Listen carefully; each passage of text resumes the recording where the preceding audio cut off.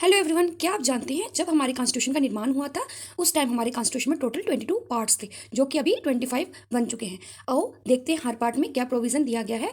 अगर वीडियो पसंद आए तो वीडियो को लाइक और चैनल को सब्सक्राइब जरूर करें। तो पार्ट फर्स्ट है, इसमें यूनियन और इसकी टेरिटरीज की बात की गई है जो कि आर्टिकल 1 से 4 के अंडर आता है।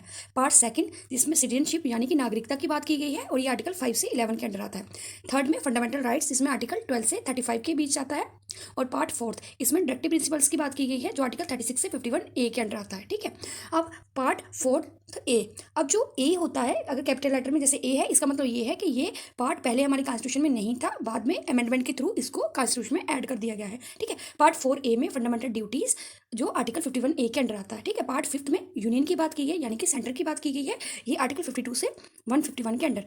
पार्ट सिक्स इसमें स्टेट्स की बात की गई है और ये आर्टिकल 152 से 237 के अंडर आता है। पार्ट 7 जो कि 7th अमेंडमेंट एक्ट 1956 के तहत इसमें से हटा दिया गया था। ठीक है, अब पार्ट 8 इसमें यूनियन टेरिटरीज की बात की गई है और ये आर्टिकल 239 से 242 के अंडर आता है। अब पार्ट 9 इसमें पंचायत की बात की गई है जो कि आर्टिकल 243 से 243 ओ के अंडर आता है। पार्ट 9 ए में म्यूनिसिपैलिटीज़ की बात की गई है जो आर्टिकल 243 बी से 243 जेड जी में। और पार्ट 9 बी में कोऑपरेटिव सोसाइटी की बात की गई है जो आर्टिकल 243 जेड जेड से 243 जेड टी के अंडर आता है। ठीक है, उसके बाद पार्ट 10 इसमें शेड्यूल्ड एंड ट्राइबल एरियाज़ की बात की गई है ये आर्टिकल 244 से 244 ए के अंडर आता है।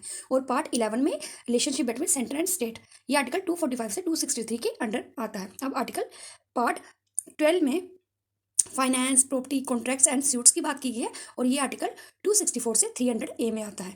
पार्ट 13 में trade, commerce and intercourse with in the territory of India.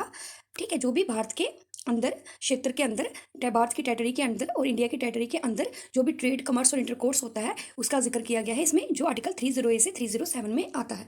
ठीक है, अब पार्ट 14 में services under the union and states की बात की गई है जो आर्टिकल 308 से 323 के अंडर आता है।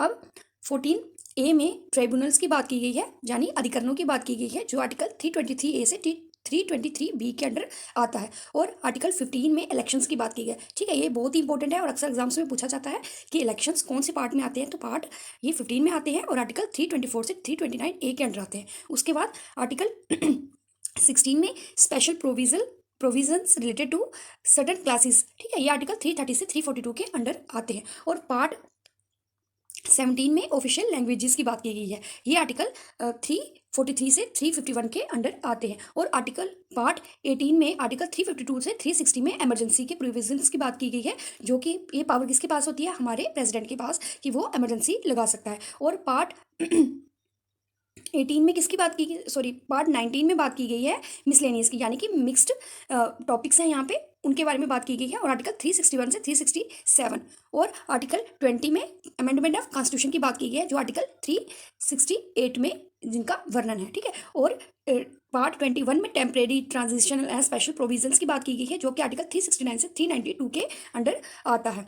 और 22 में short title, commencement, authoritative text in Hindi and repeals, ठीक है, इनके बारे में जिक्र किया गया है जो कि आर्टिकल 393 से 395 के अंडर आते हैं। Thank you.